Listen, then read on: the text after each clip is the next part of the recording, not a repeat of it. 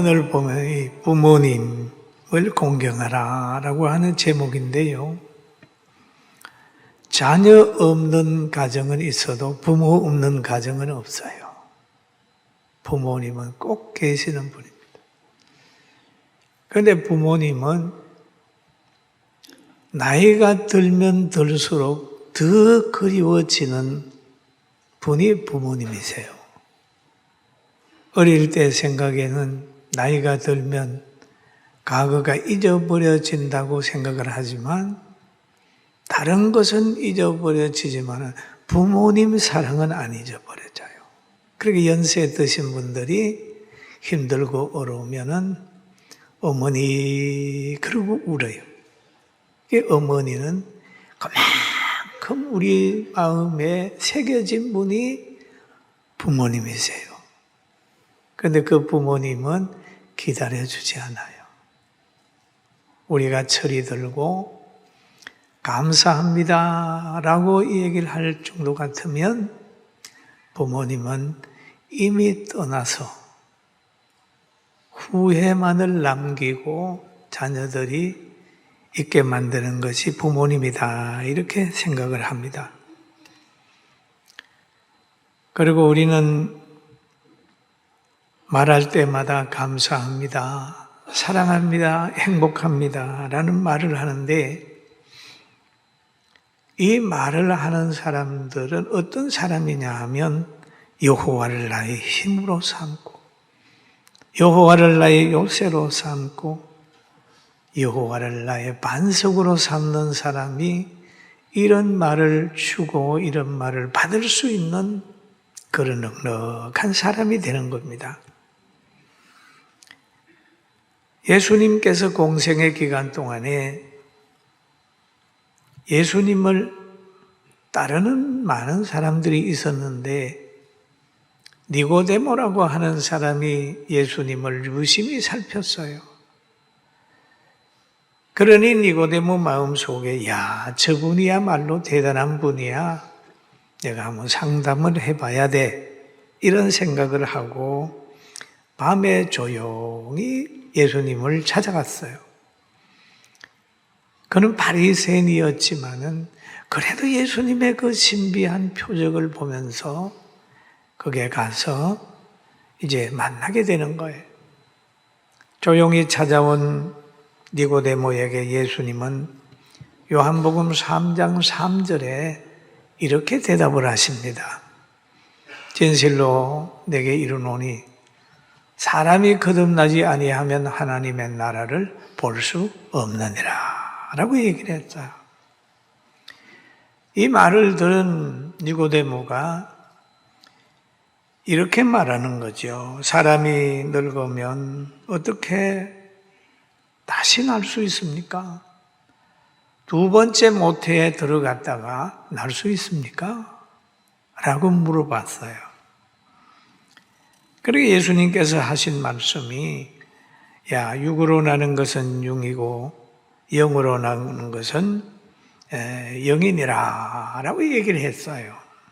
이렇게 얘기를 하니까 그러면 육으로 난 네가 있고 영으로 난 네가 있다. 그래서 사람은 영혼과 육체로 구성되어 있다. 그 육체는 가정에서 어머니 아버지를 통해서 생육하고 번성하는 과정을 통하여 나타난다면 영혼은 예수 그리스도로 통하여 성령의 은혜로 중생하는 거죠.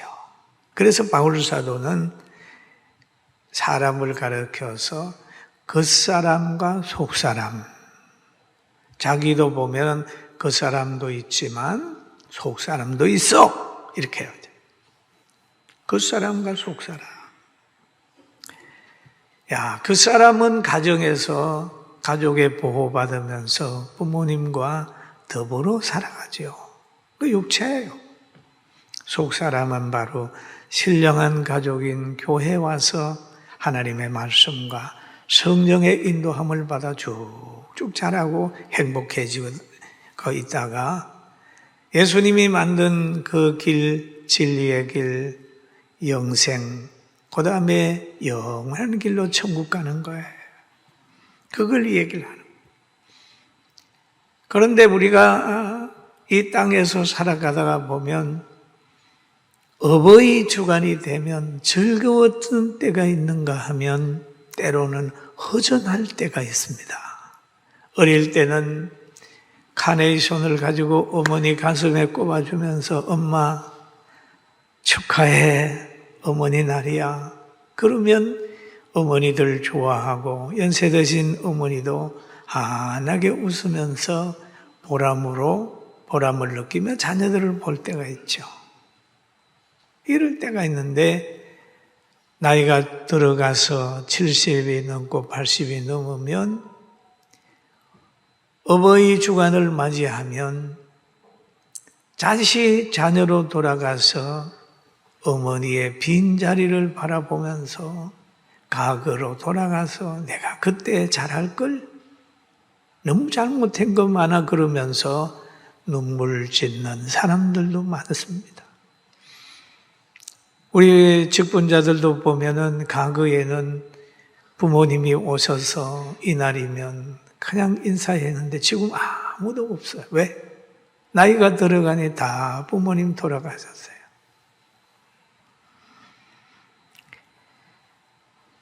이제는 카네이션을 꼽아 드릴 분이 없습니다. 자녀들도 그래요. 자녀가 부모의 위치에 세워졌어요. 늙고 병들고 세월에 떠밀려서 다 부모님이 돌아가신 분이 있어요. 그리고 살아계신 분도 있어요.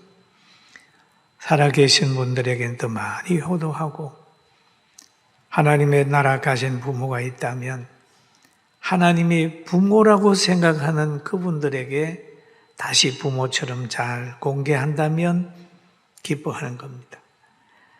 잠언서 3장 23장 22절에 보니까 너를 낳은 아비에게 청종하고 내 늙은 어미를 경히 여기지 마라.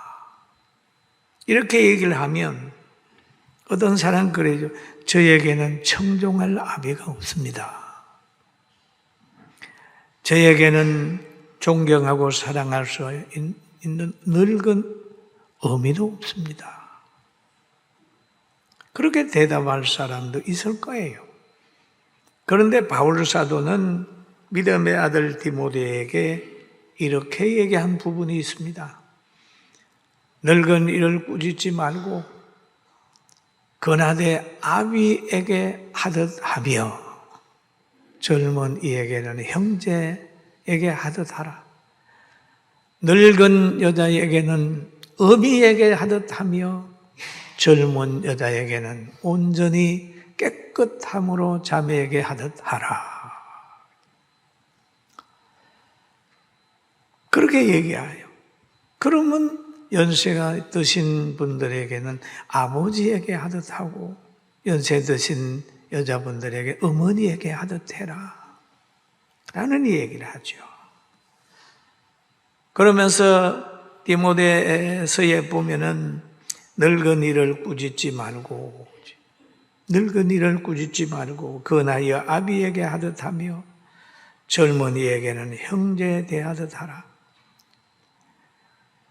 늙은 여인을 어미에게 하듯 하라. 그런 말을 쭉 하고 있죠.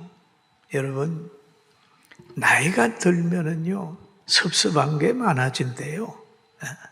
그래서 여기에서 말하니까 늙은이를 꾸짖지 마라.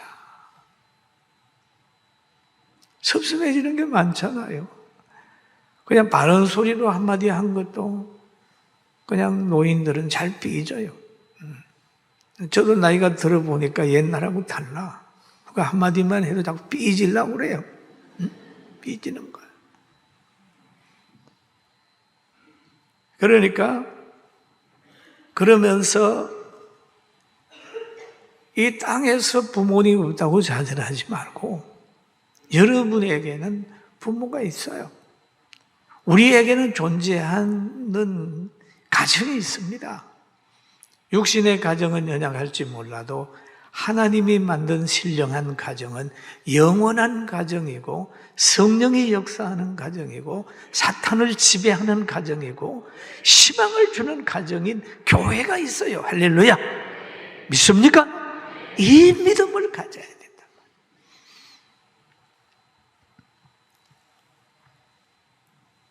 육신의 부모도 해산의 고통을 통하여 자녀를 낳아요. 성경이 말합니다. 요한복음 16장 21절에 우리 같이 한번 볼까요? 여자가 해산하게 되면 그 때가 이르렀으므로 근심하나 아기를 낳으면 세상 큰 기쁨으로 말미암아 그 고통을 다시 기억하지 아니하느니라. 왜? 아이를 낳는 그 아이를 보는 순간에 고통을 다 잊어버린다는 것. 잊어버린다. 여자가 해산하게 되면 참 여러분 지금은 뭐 애기 놓다가 힘든다고 하면 갔다가 그냥 배를 쭉 갈라가지고 애를 이렇게 낳게 하잖아요. 근데 옛날에는요, 해산하는 날은 생명을 내놓는 날이에요. 생명을. 제가 아는 몇 분도 애기 놓다가 둘이나 죽었어요.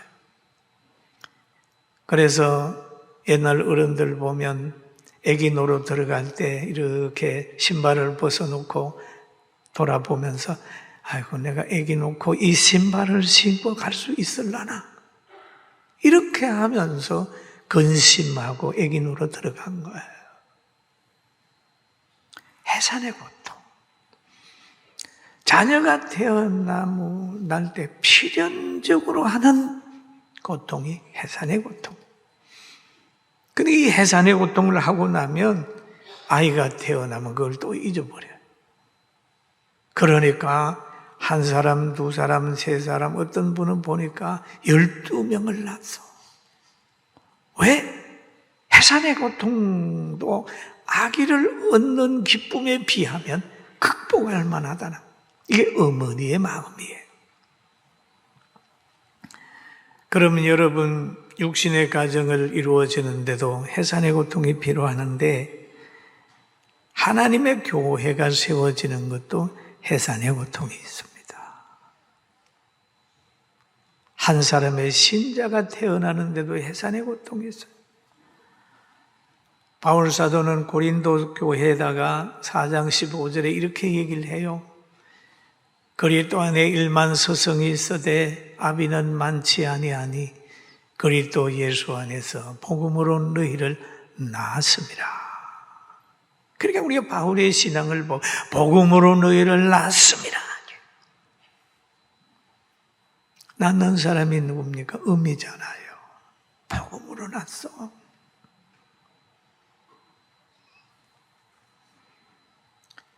바로 이 하나님이 양들을 맡길 때에 복음으로 낳게 하는 거예요. 어머니 역할을 하는 거예요. 그래서 저는 목회하면서 나는 목사님들을 참 존경합니다.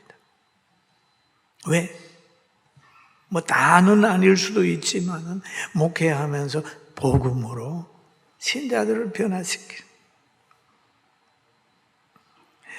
금식하고 막 철야하고 몸부림치고 성도들이 어렵다고 하면 함께 금식하고 그런 목사들이 많습니다. 그러니까 교회들이 세워지는 거예요. 가정도 그냥 세워지는 게 아니고 교회도 그냥 세워지는 게 아니에요.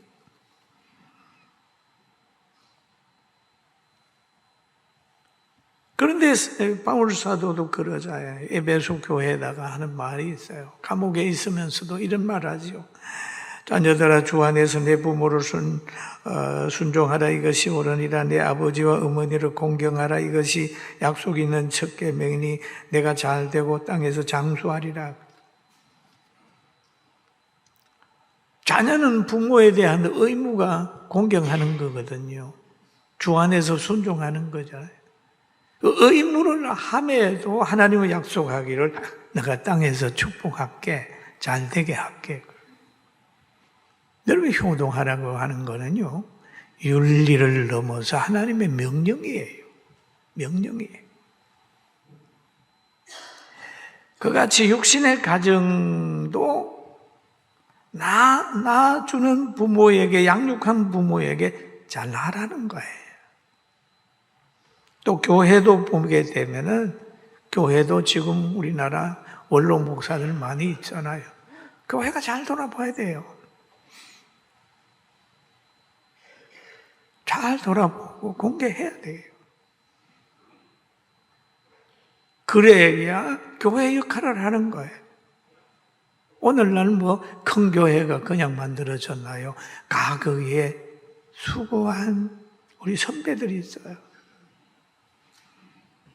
그들을 업신여기면 가정에서 부모 업신여기고 하는 거하고 똑같은 원리예요. 바울 사도는 늘 자기가 사랑하는 사람들에게 말합니다. 로마서 16장에 보면은 너희는 그리스도 예수 안에서 나의 동역자인들인 브루스길라와 아굴라에게 문안하라. 그들은 내 목숨을 위하여 자기의 목숨까지 내어놓았나니 나뿐 아니라 이방인의 모든 교회도 그들에게 감사하느니라.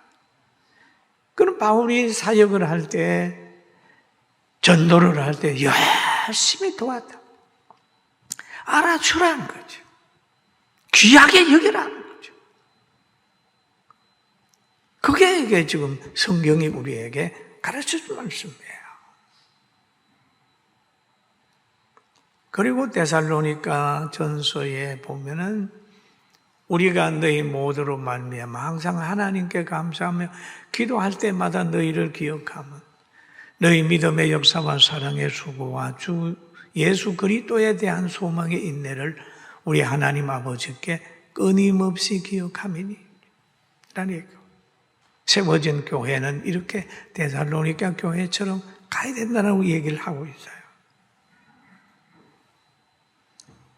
그러면서 이런 얘기를 또 합니다. 오늘 본문에 보면은 진리를 사되 팔지는 말며 지혜와 훈계와 명철도 그러할지니라. 오늘 본문에 있어요. 진리를 사되라는 얘기를 합니다. 한번 따라 합시다. 진리를 사되. 진리를 사되. 진리를 사라. 그러면 산다고 하는 말은 무슨 말일까요? 산다고 하는 말은 대가를 지불하고 가져가는 거죠. 진리와 지혜와 훈계와 명철을 얻기 위해서는 전심과 전력의 수고가 필요하다는 얘기예요. 산다는 말에는 대가를 지불한다는 의미가 있어요. 지혜와 명철을 얻기 위해서 노력하라는 겁니다. 그러면서 사대라고 말 뒤에는 팔지 말며라고 하는 얘기를 또 붙여놓고 있어요. 세상의 것을 취하기 취하다가고만 지혜도 버리고 훈계도 버리고 명철도 버리고 다 버릴 수 있어요. 왜? 세상의 것을 취하다가 버리는 거예요. 저는 이것을 가만히 보면서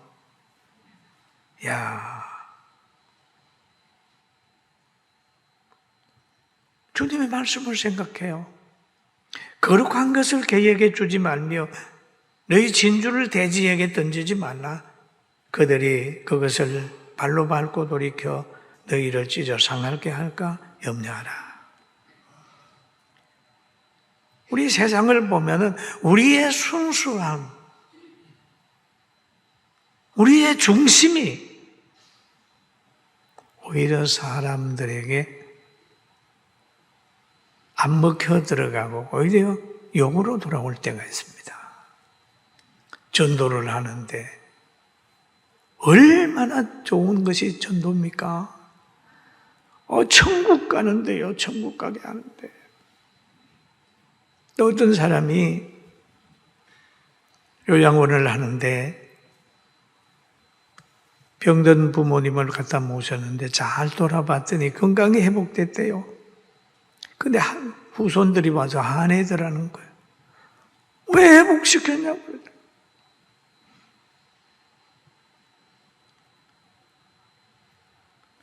어느 병원의 응급실에서도 위기가 왔는데 살려놨더니 후손들이 와서 뭐 그렇게 살렸냐고 그러더라고요. 참 세상 고약한 세상 됐잖아요. 예. 정말 거룩한 것, 정성 들인 것, 뭔가를 하는데 오히려 그것이 불효자에게나 잘못된 사람들에게나 밟히게 되는 거예요. 그렇다고 뭐 중단할 수는 없겠죠.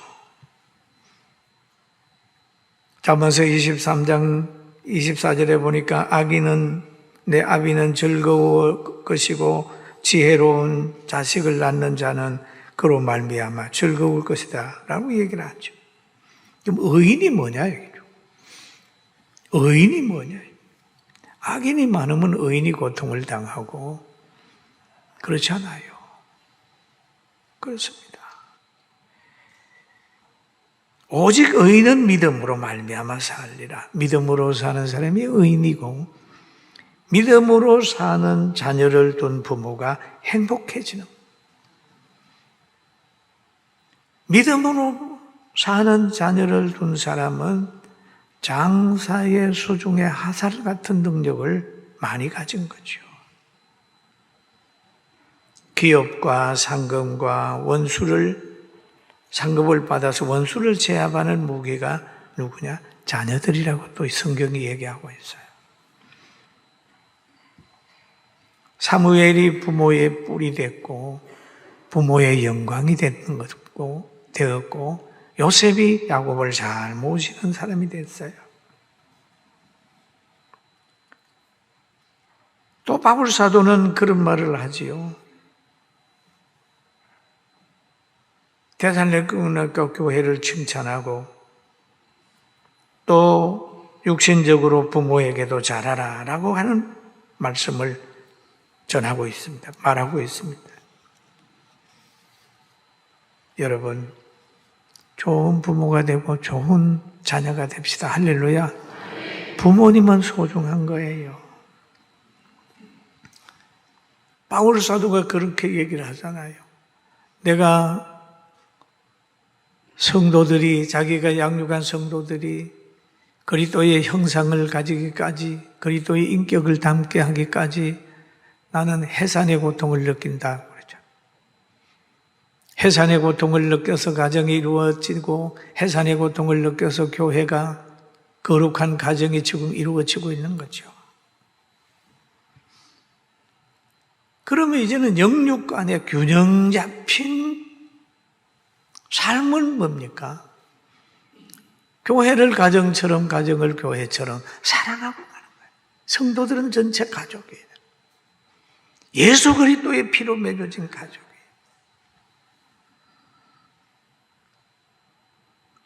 그게 복음이 우리에게 전하는 거잖아요.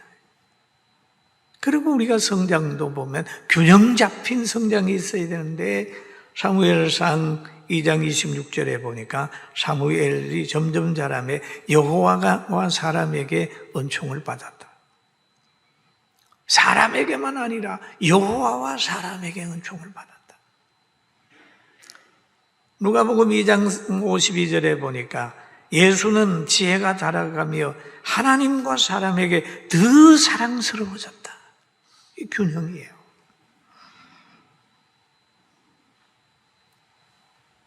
그런데 예수님을 보면요, 여러분 우리 그렇지 아니잖아요. 우리 기준이 예수님 아니에요. 예수님을 보면 하나님 앞에 엄청 사랑받는 아들이었어요. 세례받고 물에서 올라올 때 하늘에서 소리가 납니다. 이는 내 사랑하는 아들이요 내 기뻐하는 자라. 예수님은 하나님 보시기에 사랑하는 아들이요 기뻐하는 아들이죠. 그럼 예수님은 육신의 자기를 길러준 어머니를 또 어떻게 했을까요? 십자가를 지고 있는 그 앞에 마리아가 요한하고 있는 거예요. 이럴 때에 예수께서 자기의 어머니와 사랑하는 제자가 곁에 서 있는 것을 보시고 자기 어머니에게 말씀하시되 여자여 보소서 아들이니이다. 십자가 위에서도 등한히 할 수 없는 분이 있다면 자기를 양육한 어머니입니다. 그 장소가 얼마나 고통스러운 장소입니까? 그런데 여자여 아들입니다. 잘못하다 보면 아유 내가 이렇게 죽겠는데 무슨 효도야? 이렇게 하고 가정 형편에 자기 형편에 빠져가지고 부모님 등한히 하는 사람이 있을 수 있죠. 그럼 안 된다는 거죠. 예수님이 본을 보였잖아요. 십자가 지고 있으면서도 여자여 아들입니다. 그 다음에 하는 말이 그 제자가 이르시되 보라 내 어머니라. 제자에게 그러니까 그 제자가 마리아를 잘 모셨다고 하는 내용이 있지 않습니까? 그때부터 자기 집에서 마리아를 모셨다. 여러분 부모님을 안전하게 모실 수 있는 환경을 만들어주는 거예요. 예수님이 그랬잖아요. 자기 형님, 자기 동생들보다도 더 잘 모실 수 있는 사람이 사도 요한이기 때문에 그에게 부탁한 거예요. 부모님을 모실 때 돈 구함이 없게 해드리고 의복도 좀 신경 쓰고 식사도 잘 챙겨드리고 신앙생활 할 수 있는 환경을 만들어요. 여러분 부모님들 가운데 탄식하는 부모님들 봤어요. 평생 동안 교회에서 헌신해서 권사가 돼가지고 거기에서 삶의 문화가 만들어지고 친구들이 있고 마음이 다 거기 있는데 자녀들이 아이 난 어디로 이사 갈 거야 하고 멀리 가서 어머니 우리 집에 계세요. 그러니까 그러면 권사님이 평생 동안 그 했던 교회를 떠나게 되니 아침 저녁으로 새벽마다 눈물로 보내는 사람을 믿어요.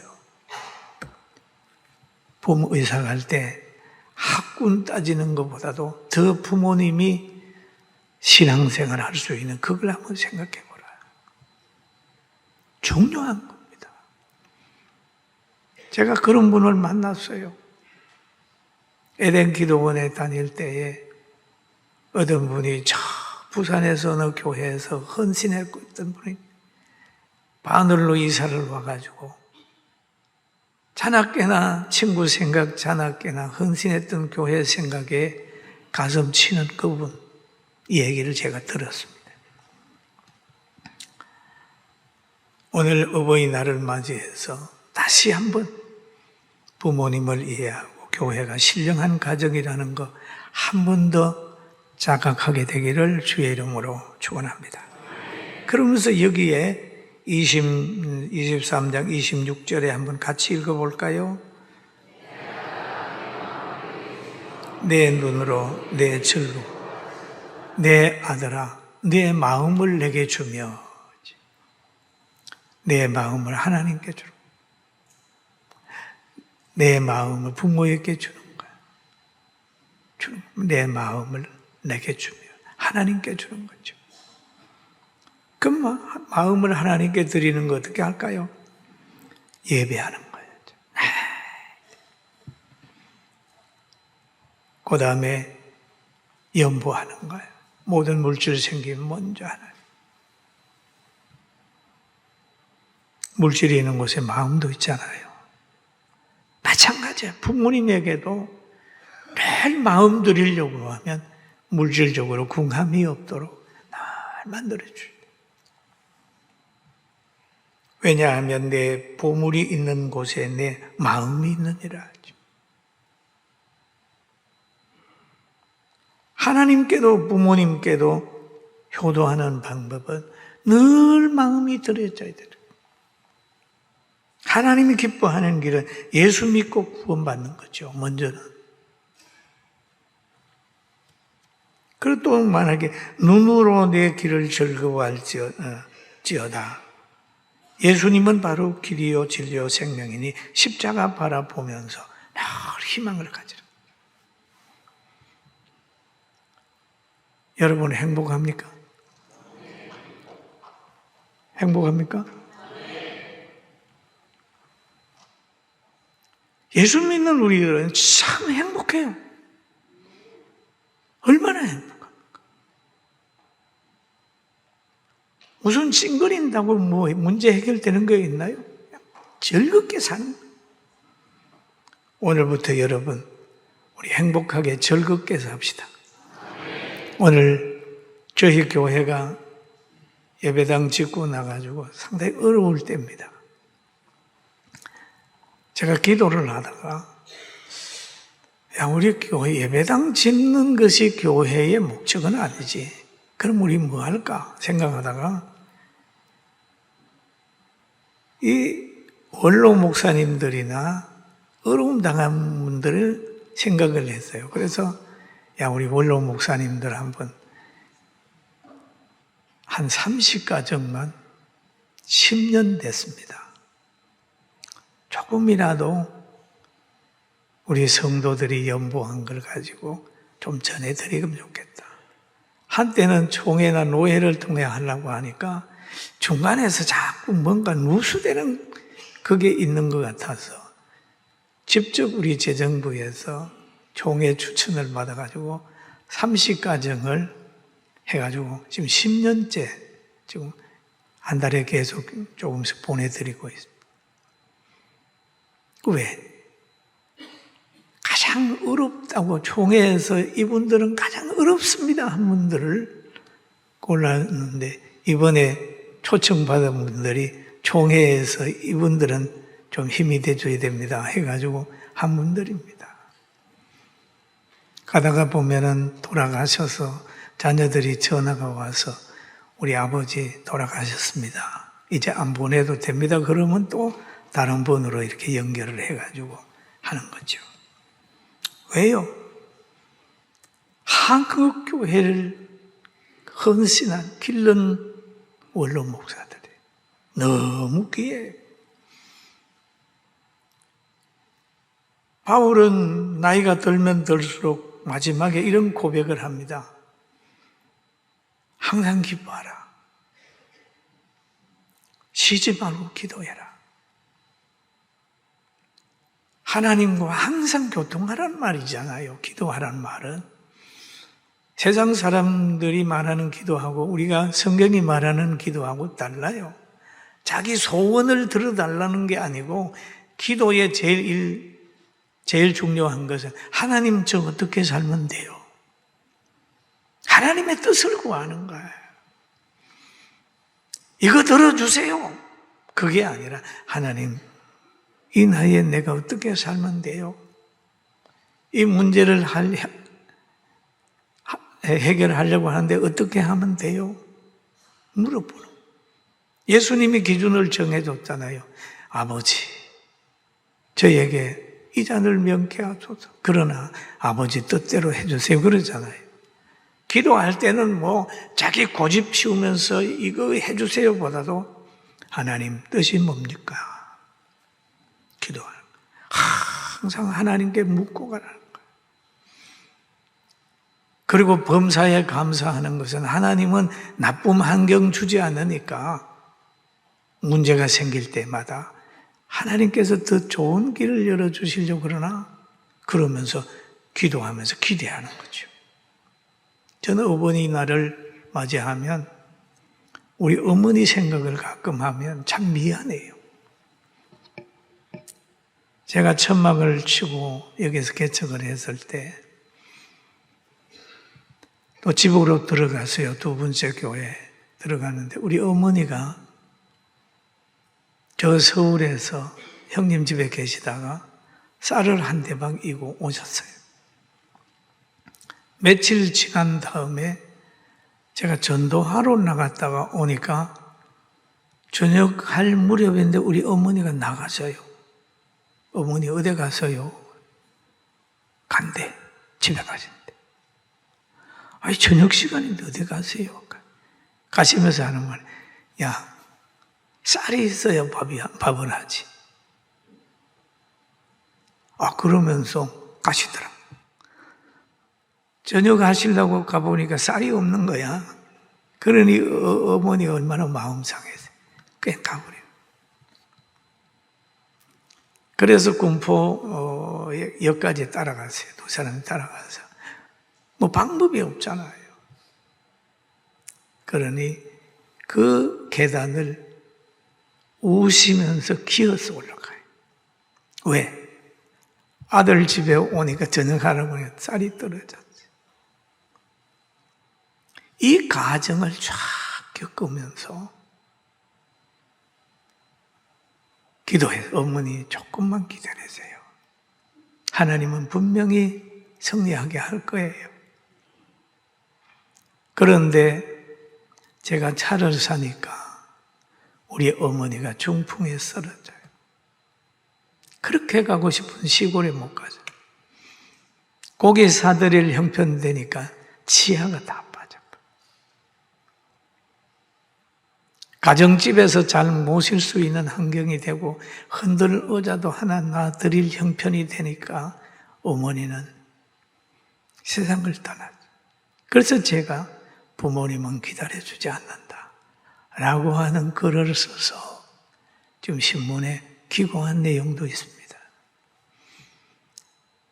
우리는 내일이 항상 보장되는 것 같지만 우리는 언제 하나님이 부를지도 모르고 특별히 나이 드신 부모님을 대할 때 항상 최선을 다하는 것이 하나님의 뜻이며 남은 생애 동안 후회 없이 사는 최고의 지혜라는 걸 기억하게 되기를 주님의 이름으로 축원합니다. 그래서 바울이 그러잖아요. 범사에 감사하라. 이는 그리스도 예수 안에서 너희를 향하신 하나님의 뜻이니라 라고 얘기를 합니다. 구원의 즐거움으로 항상 여러분 감사하고, 그리고 오늘 한국교회는 다시 한번 역사를 살펴보면서 그동안 예배당 짓고 헌신하고 대한민국을 복음을 위해 헌신했던 나이 드신 원로들을 다시 한번 가정의 부모처럼 잘 돌보는 것이 미래가 있다고 생각을 합니다. 오늘 이 시간 이후에 여러분 부모에게 효도하는 축복을 받게 되기를 주님의 이름으로 축원합니다. 효도는요 낭비가 아닙니다. 효도는 투자입니다. 봄에 씨를 뿌리는 것이 가을에 낭비 같지만 가을에 다 열매를 옵니다. 연세 드신 부모님에게 잘 한번 해보세요. 그 모습을 보고 자란 여러분의 자녀들이, 어린 아이들이 나중에 가서 다 천배만배로 갚아줍니다. 오늘 이 시간 이후 어버이날 좋은 일들이 있기를 주의 이름으로 축원합니다. 옆 사람 보고 우리는 행복자입니다.